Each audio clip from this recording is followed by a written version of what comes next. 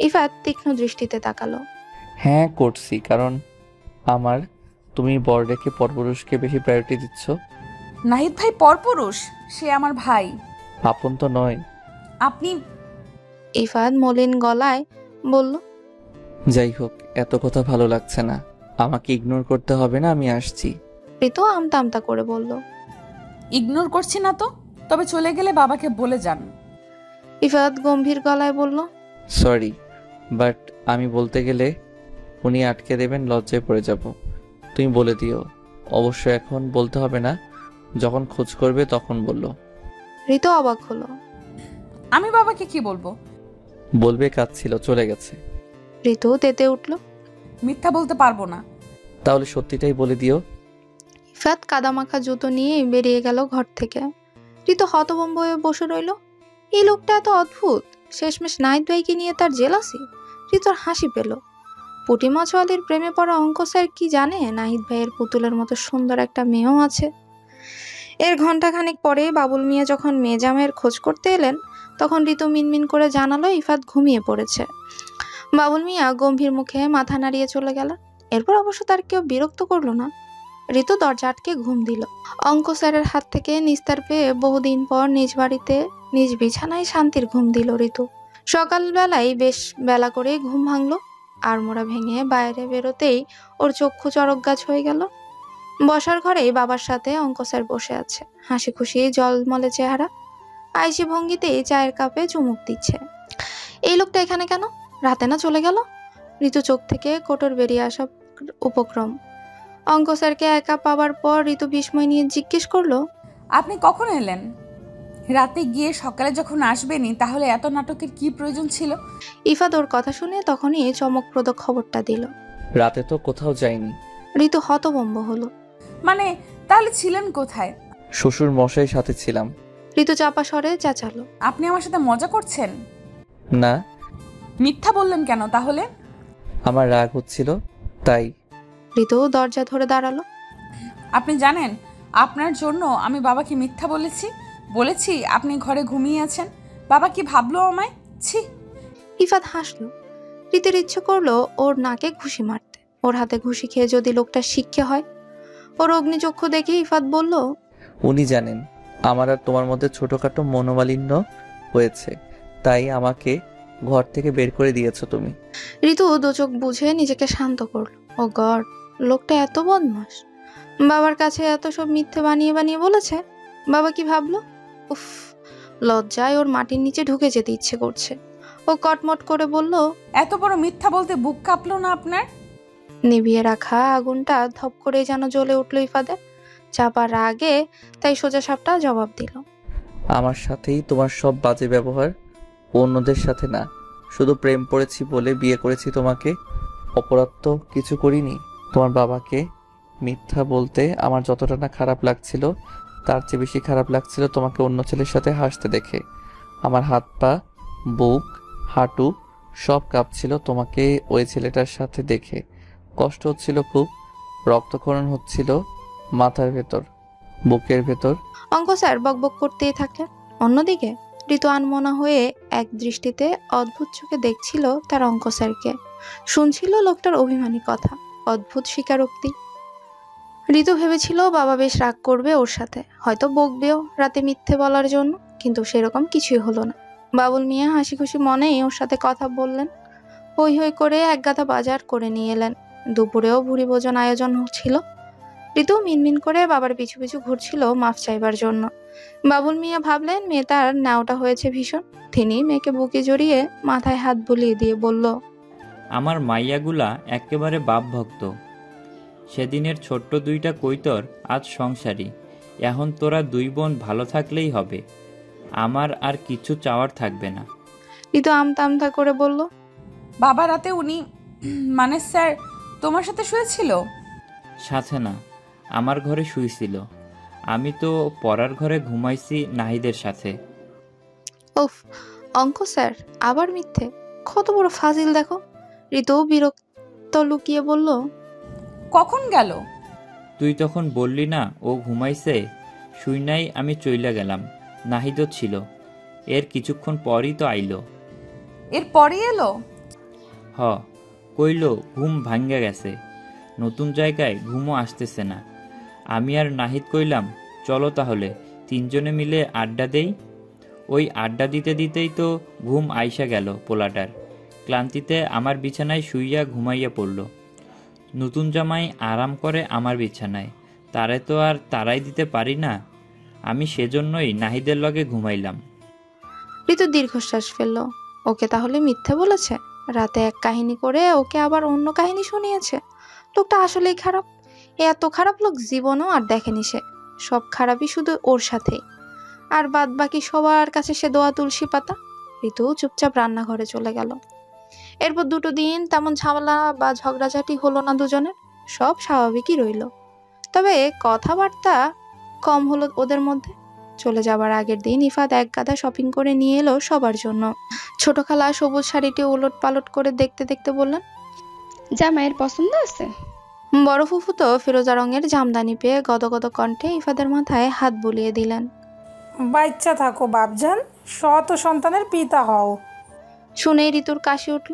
ঈশিতা ওর পিঠে হাত বুলিয়ে কাঁদো কাঁদো স্বরে বলল, কাশুস কেন? চিন্তা করিস না, তোর দশাও আমার মতোই হইব। তোর জামাইও কইব গ্র্যাজুয়েশন শেষ না কইরা নো বাচ্চা গোষ্ঠী। ঋতু জবাব দিল না, তবে চোখ পাকিয়ে চাইল বোনের দিকে। ঈশিতা কিছু হয়নি এমন একটা ভাব করলো। ইফাদ ওকে উপহার দিল পারফিউম। ওর স্বামী এজাজ পেল রিচওয়াজ। ফুপা শ্বশুরকে দিল পাঞ্জাবি। সবাই দারুণ পছন্দ করলো সব। সকলের থেকে প্রশংসা কুড়ালো ইফাত। ঋতু চুপচাপ বসে বসে দেখছিল। সবার জন্য এত কিছু এনেছে লোকটা, সত্যি খরুচে লোক। ঋতু প্রশংসা করলো অঙ্ক স্যারের, তবে মনে মনে, মুখ ফুটে কিছুই বলল না। সবাইকে উপহার বুঝিয়ে দিয়ে ঘরে আসার পর ইফাত ঋতুর গিফটটা দিল। হাতে একটা বক্স ধরিয়ে দিয়ে বলল, এটা তোমার জন্য, কি এটা? খুলে দেখো।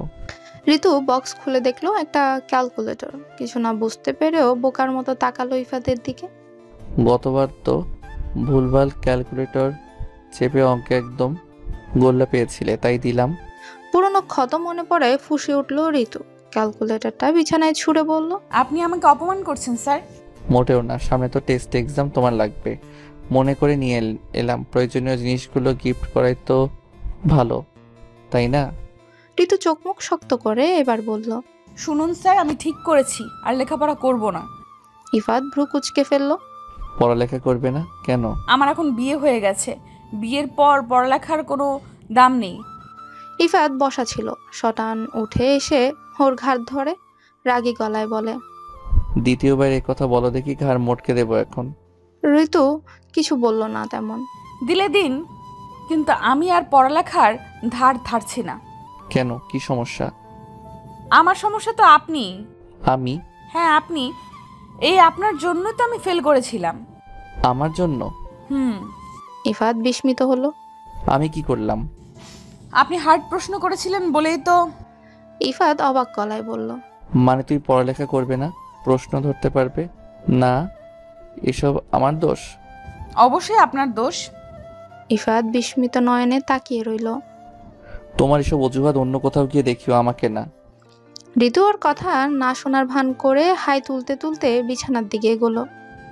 আপনাদের বাড়ি ফিরে ক্যালকুলেটরটা আমি রাজিকে দিয়ে দেব। ও তো কদিন পর এসএসসি দিবে, ওর লাগবে। দিলে দিও, আমার ঘরে কি ক্যালকুলেটর নেই নাকি? এটা তো আমি স্পেশালি তোমার জন্য এনেছি। পড়ালেখা যখন করব না তখন এইসবের কোনো দরকার নেই। ইফাত কপালে ভাঁজ ফেললো। তোমার দরকার না হলেও আমার আছে। আমার বউ হায়ার স্টাডিজ করবে না, এটা তো ভাবতেই পারি না আমি। তাহলে কোনো হায়ার স্টাডিজ করা মেয়েকেই বিয়ে করতেন, ফেলটুস আমাকেই কেন? ইফাত কাছে এসে ফিস ফিস করে বলল, সে তো তোমাকে দেখে জ্বরে কুপকাত হয়ে গিয়েছিলাম বলে, অন্য কাউকে স্বপ্নেও ভাবা অসম্ভব ছিল। আমি তো তোমার বাবাকেও কথা দিয়েছি। ঋতু উঠে বসলো, চোখ বড় বড় করে চাইলো। কি কথা দিয়েছেন? ইফাত গম্ভীর স্বরে বলল, বলেছি আপনি শুধু আপনার মেয়েকে আমার হাতে তুলে দিন, আমি ওকে অঙ্কে এক্সপার্ট বানিয়ে দিব। ঠিক এই জন্যই আমি পড়ালেখা করব না, মূর্খ থাকবো। ইফাত ধৈর্য হারা হলো। একটু ভেবে দেখো ঋতু, ইন ফিউচারে যখন আমাদের বেবি, যখন তুমি মা হবে, তখন বাচ্চাদের কি শিক্ষা দিবে? ওদের জন্য হলেও কিন্তু তোমার পড়াশোনাটা করাটা দরকার। ঋতু মিষ্টি হেসে বলল, কেন, আপনি তো আছেনই, অঙ্কে এক্সপার্ট, ফিউচারে একজন শিক্ষিত বাবা। ইফাত ওর হাসি দেখে থমথমে গলায় বলল, কেন এমন করছো ঋতু? পড়াশোনাটা করতেই হবে তোমার। আপুর যখন দুলাভাইয়ের সাথে বিয়ে হলো তখন থেকে আমি চাইতাম আমার যে বর হবে সে অন্য কিছু যাই হোক, কিছুতেই যাতে টিচার না হোক। কিন্তু কি চাইলাম আর কি হলো, বাবা আমার জন্য এই আপনাকেই নিয়ে এলো। ইফাত অবাক হয়ে বলল। কেন চাইতে না? ঋতু বিরক্ত নিয়ে বলল, সারাক্ষণ পড়াশোনা নিয়ে থাকে বলে। এই দুলাভাইকেই দেখুন না, আপুকেও পড়া নিয়ে ভীষণ প্যারা দেয়। ডিরেক্ট বলে দিয়েছে গ্র্যাজুয়েশন কমপ্লিট হবার পরে বাচ্চা কাচ্চার কথা ভাববে। আপু বেচারি একটা বাচ্চার জন্য কত কান্নাকাটি করলো, দুলাভাই তো কানেই তুলেনি। এক কথা, আগে পড়া শেষ হোক, এরপর বাকি সব।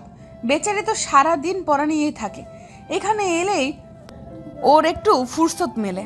এইসবের পেছনে অবশ্য আমার বাবার হাত আছে, দেখুন না আমাকেও সেই টিচার পাত্রের হাতেই তুলে দিল। ইফাত বিষণ্ণ আহত গলায় প্রশ্ন করল। You don't like my profession seriously? Ritu রেগে রেগে বলল, ওরকম নাকের ডকায় চশমা এঁটে বেত হাতে চেঁচিয়ে চেঁচিয়ে পেট মোটা কেউ অন্যকে পড়াচ্ছে, বকছে, কানে ধরে দাঁড় করিয়ে রাখছে, ভাবলে রাগ হয় আমার। অবশ্য আপনিও আমার সাথে কম করেননি, অনেক শাস্তি দিয়েছেন। ঋতুর মুখে এসব কথা শুনে ইফাত সেভাবেই কিছুক্ষণ থম মেরে বসে রইল। পেট মোটা মানে? ও তো যথেষ্ট ফিট, স্টুডেন্টদের যত্ন নিয়ে পড়ায়, হ্যাঁ শাসনও করে, তবে তার লিমিটের বাইরে বেত নিয়ে চেঁচিয়ে চেঁচিয়ে বিশ্রীভাবে নয়। তাছাড়া চাকরির বয়সটাও বেশি না, এখনো 1 বছর পূর্ণ হয়নি। বাপদাদার পারিবারিক ব্যবসা ফেলে নতুন কিছু অভিজ্ঞতার জন্যই চাকরিটা করা। এমন তো নয় যে এই চাকরি না করলে ও না খেয়ে মরবে, কখনোই না। এসব ভাবতে ভাবতে ঋতুর দিকে চোখ পড়ল ওর, দীর্ঘশ্বাস ফেলল। এই মেয়েটা এমন কেন? ওর উপর রাগ করে পড়ালেখাই করবে না বলছে, অদ্ভুত। কিন্তু ইফাত তো হাল ছাড়ার পাত্র নয়। ঋতুকে অবশ্যই পড়াশোনা করতে হবে, ভবিষ্যতে নিজের বাচ্চা কাচ্চাদের জন্য হলেও পড়াশোনা ওকে করতেই হবে। দরকার পড়লে বইয়ের অপছন্দের চাকরি ছাড়বে, প্রয়োজনে বউকে সে মেরে মেরে পড়াবে, তবুও পড়াবে। ইফাদের জল জলে মুখটা শুকনো দেখালো। ওর শুকনো মুখটা দেখে ঋতুর ভীষণ মায়া হলো, সেই সাথে পেট ফেটে হাসিও পেল। কিন্তু পাছে স্যার বুঝে ফেলে, সেজন্য মুখ ঘুরিয়ে শুয়ে পড়ল। বহু কষ্টে নিজের হাসি চেপে রেখে বলল, আমি ঘুমাবো, আলোটা নিভিয়ে দিন তো, চোখে লাগছে। ঋতু যদিও বড় গলা করে ইফাতকে বলেছিল সে পড়ালেখা করবে না, মূর্খ থাকবে, কিন্তু বেশিক্ষণ নিজের এই সিদ্ধান্তে অটল থাকতে পারেনি। বাবুল মিয়া এসব জানতে পেরে আসার সময় কড়া করে বলে দিয়েছেন, মেয়ে যদি পড়ালেখা না করে তাহলে তিনি আর কখনো মেয়ের মুখ দেখা তো দূর, কথাও বলবে না। ঈশিতাও বেশ কথা শুনিয়েছে ওকে। বাধ্য হয়েই ঋতু শেষ পর্যন্ত বাবাকে কথা দিয়েছে সে পড়াশোনা করবে এবং ভালো ফলাফল করার চেষ্টাও করবে। আর এই কথাগুলো যে অঙ্ক স্যার বাবার কানে তুলেছে এটা বুঝতে পেরে বাবার অগোচরে সে ইফাতকে চোখ রাঙিয়েছিল বারবার। ইফাত তখন এমন একটা ভান করেছে যেন সে বুঝতেই পারছে না বাবা মেয়ের মধ্যে কি নিয়ে কথা কাটাকাটি হচ্ছে, যেন এসবে তার কোনো হাতই নেই। কিন্তু ঋতু জানে বাবাকে বিচার দেওয়ার মতো মহান কাজটি এই লোকটা ছাড়া আর কেউই করেনি। এ নিয়ে দুজনের মাঝে একচোট কথা কাটাকাটিও হয়ে গেল। পড়াশোনায় বেশ গ্যাপ পড়ে যাওয়ায় সেগুলো কভার করার জন্য ইফাত বেশ কড়াকড়িভাবেই ঋতুকে পড়াশোনার জালে আটকেছে।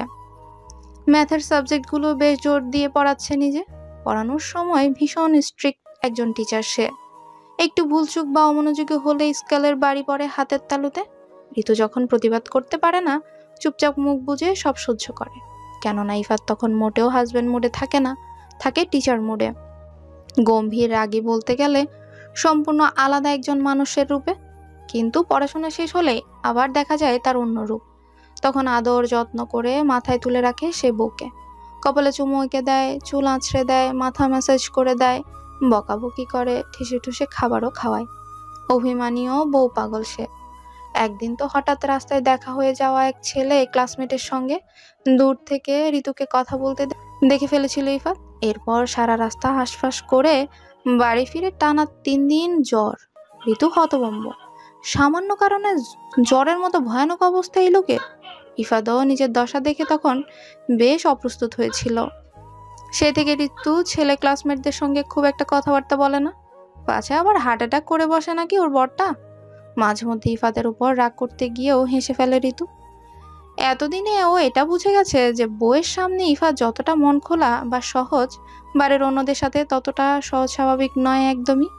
এই মানুষটার নানান রূপ, তার সামনে এক রূপ, পরিবারের সদস্যদের সামনে আরেক রূপ, আর নিজের পেশায় সম্পূর্ণ ভিন্ন রূপ। কলেজে ক্লাস করতে গেলে ঋতু অবশ্য সম্পূর্ণ অন্য একটা ইফাতকেই দেখতে পায়। আগের মতোই স্বাভাবিকভাবেই ক্লাস নিচ্ছে, পড়াচ্ছে। ওকে দেখলে ভুল করেও বউ পাগল টাইপ আচরণ করে না, তবে ঠিকই চোখে চোখে রাখে। এতে ঋতুর অস্বস্তি হলেও কিছু বলে না। তবে মাঝে মাঝে কোনো মেয়ে ক্লাসমেট যখন ইফাতের আশেপাশে ঘেঁষে বা পড়া বুঝতে চায়, অথবা ইফাতকে নিয়ে প্রশংসার ঝুলি খুলে বসে ওর সামনে, তখন ঋতুর বেশ বিরক্ত লাগে, রাগও হয়, ভেতরটা ফেটে পড়ে। অন্যদের সুদর্শন বরকে দেখে গিলে ফেলা টাইপ লুক কেন দেয়, এটা নিয়ে বেশ বিরক্ত হয় ও। এদের মাথা ব্যথা দেখে ইচ্ছে করে মেয়েগুলোর মাথায় ফাটিয়ে দিই, তাদের রক্ত দিয়ে গোসল করতে। তখন বহু কষ্টে নিজেকে সামলায় ঋতু। তবে একটা সময়ের পর ওদের বিয়ের ব্যাপারটা যখন পুরো কলেজে জানাজানি হয়ে গেল, তখন সবাই একটা ধাক্কার মতো খেলো। কেউ তো বিশ্বাসই করতে পারলো না যে অঙ্ক স্যারের মতো একজন হ্যান্ডসাম ড্যাশিং ম্যান ক্লাসের ব্যাক বেঞ্চার ফেলটুস ঋতুকে কিভাবে বিয়ে করতে পেরেছে। এ নিয়েও কদিন নানা কাহিনী ছড়াছড়ি হলো, যেগুলোর বেশিরভাগই ভিত্তিহীন। ঋতুরই কজন ক্লাসমেট ওকে আড়ালে আবড়ালে লোভী, স্বার্থপর, সুবিধাবাদী বলে অনেকের কাছে গালগপ্প বানালো। এমনকি গরিব ঘরের পান ব্যবসায়ীর মেয়ে হয়ে রূপ দেখিয়ে বড়লোক ঘরের ছেলে পটিয়ে নিয়েছে, এসব বলতেও কোনো দ্বিধাবোধ করলো না তারা। এই কুৎসিত অপবাদগুলো শুনে ঋতুর মাথা ঝিমঝিম করে উঠল। শত কুৎসিত কথাও ও আমলে নেয়নি, কিন্তু চরিত্র আর বাবাকে টানায় ঋতু শেষ পর্যন্ত চুপ থাকতে পারলো না। ও ভীষণ রেগে গেল। যারা এসব বাজে কথা রটিয়েছে তাদের সঙ্গে ওর কথা কাটাকাটিও হলো। মেয়েগুলো স্বীকারই করলো না এসব ওরা বলেছে, উল্টো বলল স্যারের বউ হওয়ায় ও নাকি ক্ষমতার দাপট দেখিয়ে ঝগড়া লাগাতে এসেছে। ঋতু শেষমেশ ওদের সাথে ঝগড়ায় টিকতে পারলো না। এতটাই কষ্ট পেলেও যে কলেজ থেকে সেদিন কাঁদতে কাঁদতে বাড়ি ফিরল। নাজিয়া, ইফতি কান্নার কারণ জিজ্ঞেস করলে ঋতু কিছুই বলতে পারলো না। একটা বাহানা দিয়ে ব্যাপারটা আড়াল করলো। কলেজে ঋতুর বান্ধবী মিলু বৃষ্টির থেকেই ঝামেলার বিষয়ে অবগত হয়েছিল ইফাত। বাড়ি ফিরে মায়ের কাছে কান্নাকাটির ব্যাপারটাও শুনে ইফাত যখন ঋতুকে জিজ্ঞেস করলো, তখন ঋতু মুখে কুলু পেটে রইল, কিছুতেই কারণ বলতে চাইল না। কিন্তু ইফাতের জবরদস্তির পর বাধ্য হলো সব বলতে। ইফাত এসব শুনে রেগে গেল। ঋতুর মন বুঝতে পেরে মৃদু হেসে ওকে কাছে টানলো, মাথায় হাত বুলিয়ে বলল, আমার বউকে কাঁদানো একদম ভালো কাজ করেনি ওরা। ঋতু ভেজা গলায় বলল, ওরা যা খুশি তাই অপবাদ দিবে আর আপনি এসবের বিরুদ্ধে কোনো স্টেপ নেবেন না? আমার বাবাকে পর্যন্ত টেনেছে। ইফাত অভিমানী ঋতুকে দেখল, কান্নাকাটিতে লাল হয়ে আছে ওর মুখ। ইফাত ধীর গলায় বলল, অবশ্যই নেব। যারা যারা তোমাকে এসব বাজে কথা বলেছে তাদের শাস্তি দিব, ওয়ার্ন করে দেব সবাইকে, যাতে ব্যাপারটা নিয়ে কেউ ঘাটাঘাটি না করে।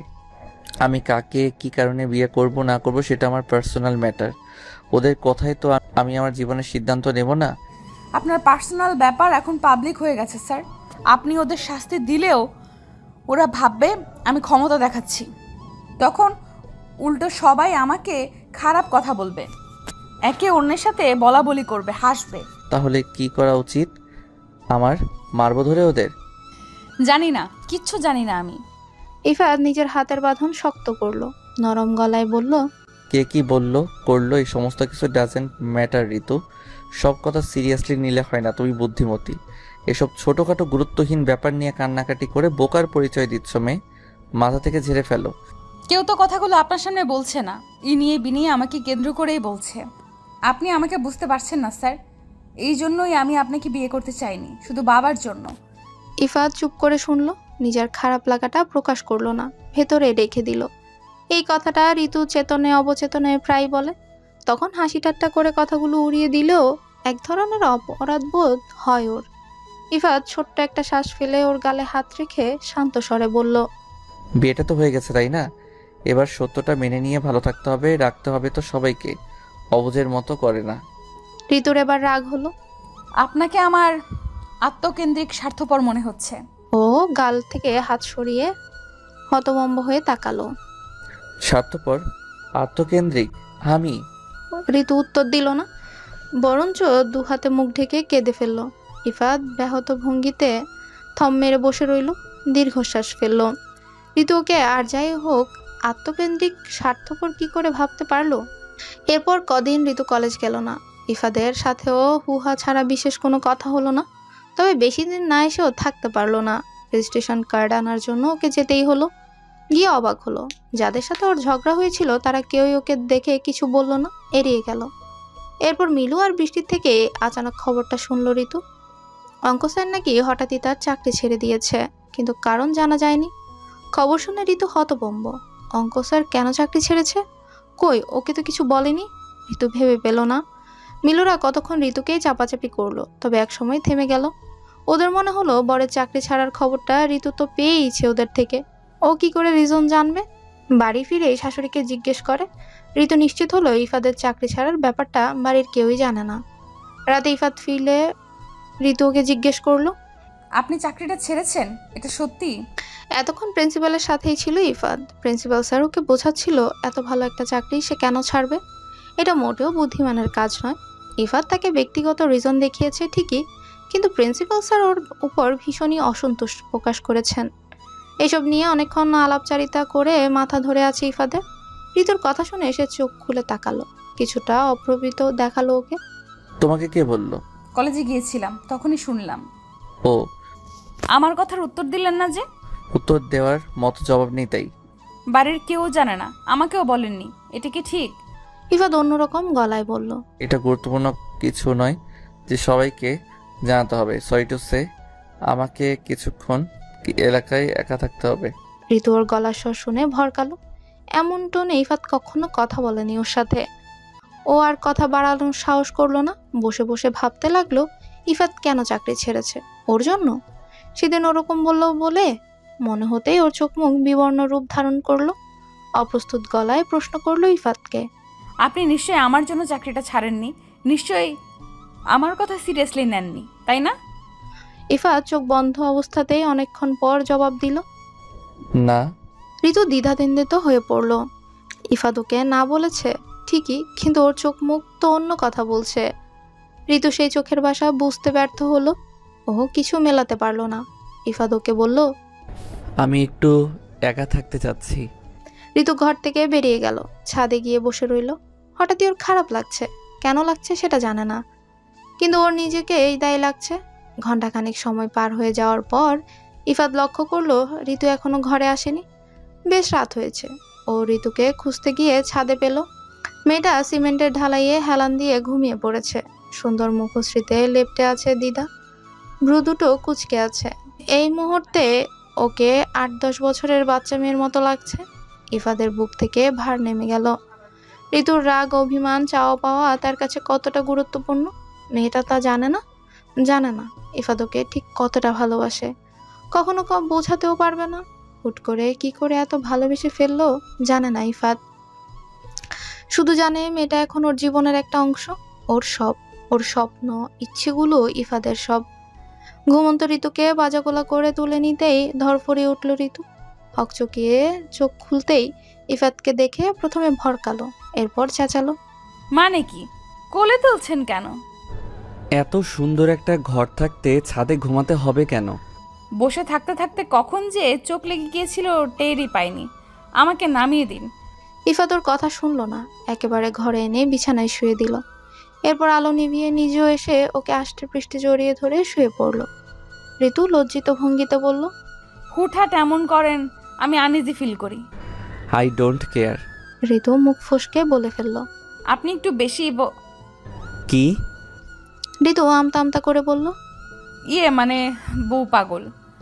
ইফাত ওর গলায় নাক ঘষতে ঘষতে বলল, সেটা তো বউ বোঝে না, অহেতুক দূরছাই করে।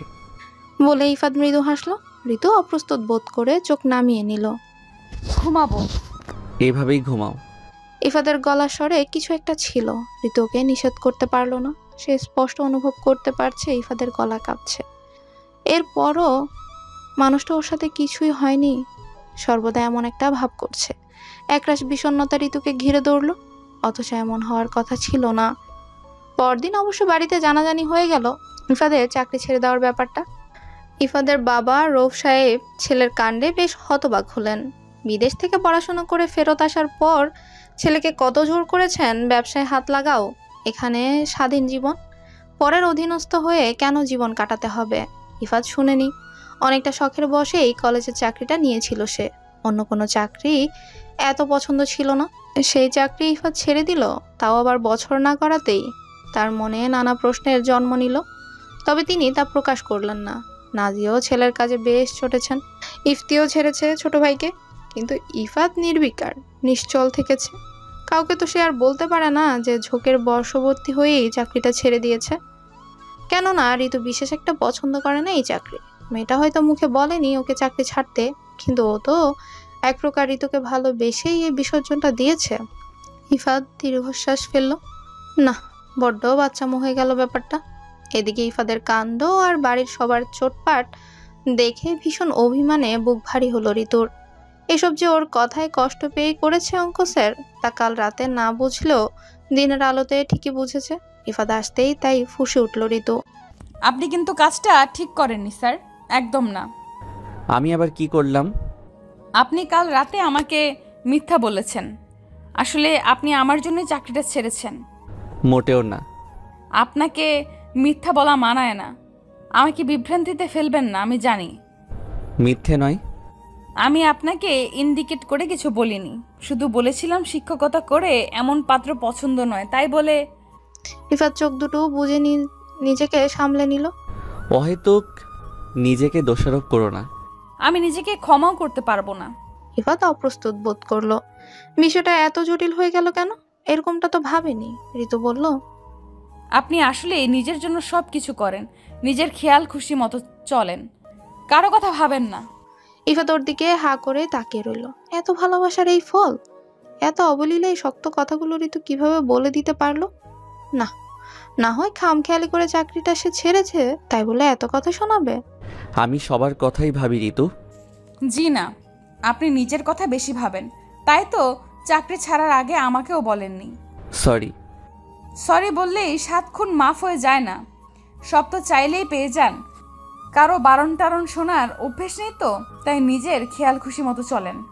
এই ধরনের মেরুদণ্ডহীন লোককে আমি বড্ড অপছন্দ করি।